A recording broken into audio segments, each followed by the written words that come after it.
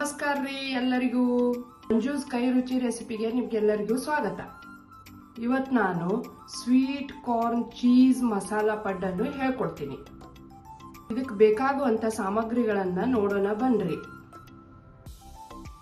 4 ವಾಟಕ ಅಕ್ಕಿ, 1 ವಾಟಕ ಉದ್ದಿನ ಬೇಳೆ, 1 ವಾಟಕ ಚುರುಮುರಿ,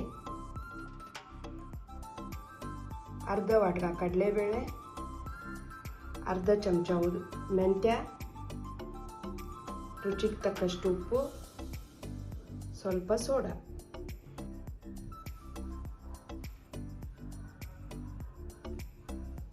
pizza masala, sweet corn, Amul butter, Amul cheese, ಹಸಿಮೆಣಸಿನಕಾಯಿ, ಕೊತ್ತಂಬರಿ ಸೊಪ್ಪು.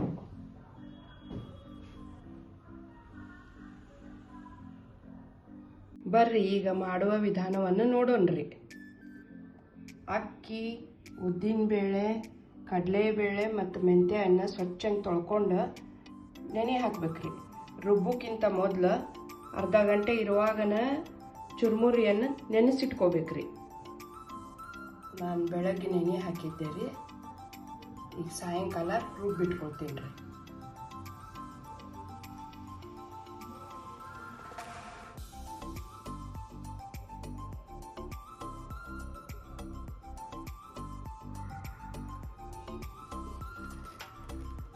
ಅಕ್ಕಿ ರುಬ್ಕೊಂಡಾಯ್ತ್ರಿ. ಈಗ ಹಿಟ್ಟು ಹುಳಿ ಬರೋ ಸಲುವಾಗಿ ಇಡೋಣ್ರಿ.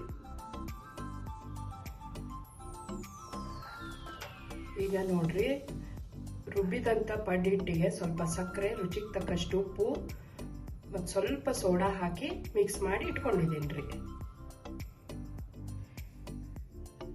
ಈಗ ಸ್ವೀಟ್ ಕಾರ್ನ್ ಮಸಾಲ ಮಾಡೋದು ಹೆಂಗಂತ ನೋಡೋಣ ಬರ್ರಿ. ಈಗ ನಾ ಮೊದಲ ಸ್ವೀಟ್ ಕಾರ್ನ್ ಅನ್ನು ಸ್ವಲ್ಪ ಕುದಿಸಿ ಒಂದು ಕುದಿಸಿ ಇಟ್ಕೊಂಡಿದ್ದೀನಿ ರೀ.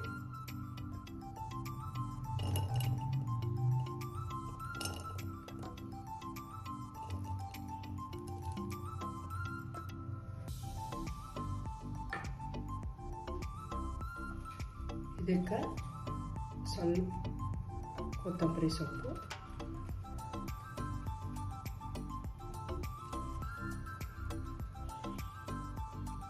ಈಗ ಚೀಸನ್ನು ತುರಿದು ಹಾಕೊಂಡ್ರಿ.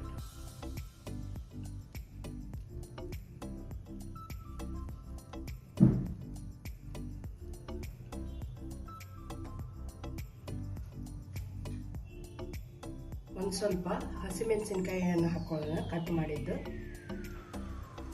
ಮಕ್ಕಳದು ತಿನ್ನೋರಿದ್ರೆ ನೀವು ಇದನ್ನ ಹಸಿಮೆಣಸಿನಕಾಯಿ ಸ್ಕಿಪ್ ಮಾಡಿ ಅವ್ರಿಗೆ ಕೊಡ್ಬೋದ್ರಿ.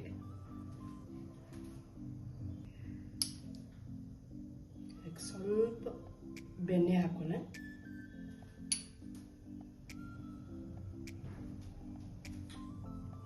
ಪಿಜ್ಜಾ ಮಿಕ್ಸ್, ರುಚಿಗೆ ತಕ್ಕಷ್ಟು ಉಪ್ಪನ್ನು ಹಾಕೋಣ. ಉಪ್ಪು ನೋಡ್ಕೊಂಡು ಹಾಕೋರಿ. ಇದನ್ನ ಮಿಕ್ಸ್ ಮಾಡೋಣ್ರಿ.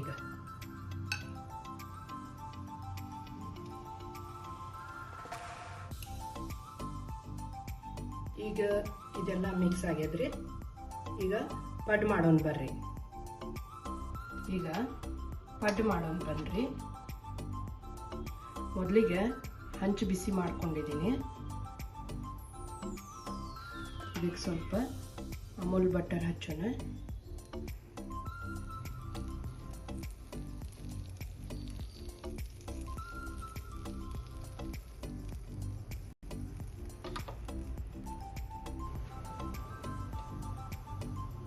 ಈಗ ಪಡ್ಡನ್ನು ಹಾಕೊಂಡ್ರಿ.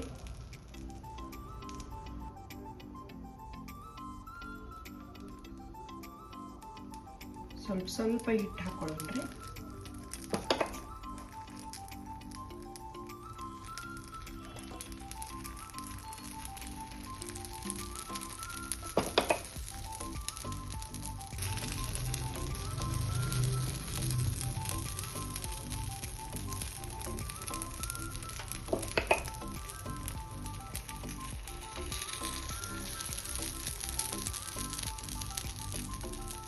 ಹಾಕಿದ ಪಡ್ಡ ಸ್ವಲ್ಪ ಈ ಥರ ತೆಗ್ ಮಾಡ್ಕೊಳ್ಳೋದ್ರಿ. ಅಂದರೆ ಇದ್ರೊಳಗೆ ನಮಗೆ ಸ್ವೀಟ್ ಕಾರ್ನ್ ಚೀಸ್ ಮಸಾಲ ಹಾಕಬೇಕು. ಅದಕ್ಕೋಸ್ಕರ ಇದಕ್ಕೆ ಸ್ವಲ್ಪ ಜಾಗ ಮಾಡ್ಕೊಳ್ಳೋಣ್ರಿ.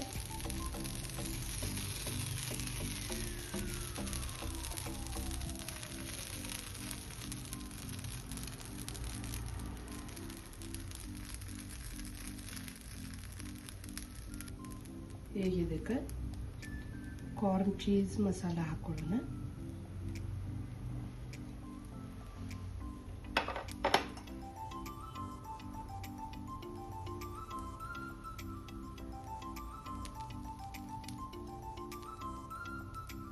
ಈಗ ಇದ್ರ ಮೇಲೆ ಸ್ವಲ್ಪ ಪಡ್ಡಿನ ಹಿಟ್ಟು ಹಾಕೊಳ್ಳೋಣ್ರಿ.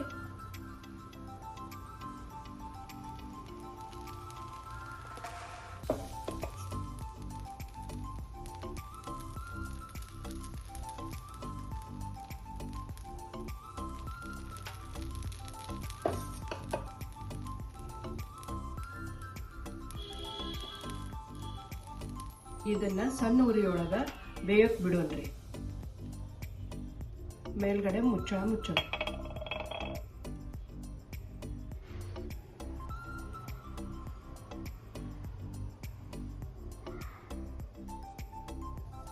ಈಗ ಈ ಪಡ್ಡುಗಳನ್ನು ಹೊಳಿಸಿ ಹಾಕೊಳ್ಳೋಣ್ರಿ.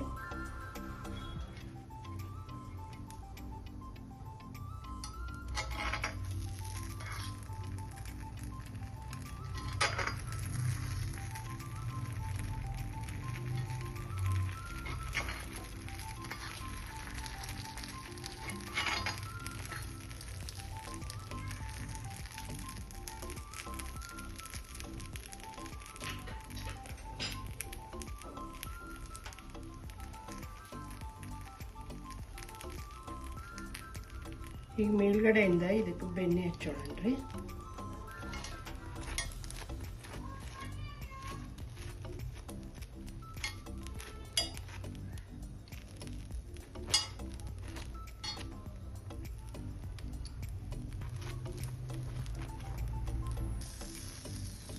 ಇದನ್ನು ಸಣ್ಣ ಉರಿ ಒಳಗೆ ಬೇಯಕ್ಕೆ ಬಿಡೋಣ್ರಿ. ಇವು ರೆಡಿ ಆಗಿದಾವ್ರಿ. ಈಗ ಪ್ಲೇಟಿಗೆ ತಗೊಳ್ಳೋಣ ಬರ್ರಿ. ಪ್ಲೇಟಿಗೆ ಹಾಕೊಳ್ಳೋಣ್ರಿ.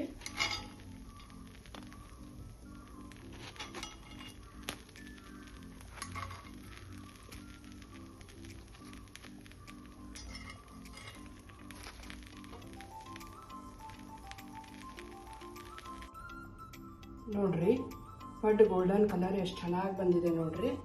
ಇದನ್ನು ಚಟ್ನಿ ಜೊತೆಗೆ ತಿನ್ಬೋದ್ರಿ. ಮಕ್ಕಳಿಗೆ ಚಟ್ನಿ ಬೇಡ ಅಂದರೆ ಬೆಣ್ಣೆ ಜೊತೆನೂ ಕೊಡ್ಬೋದು.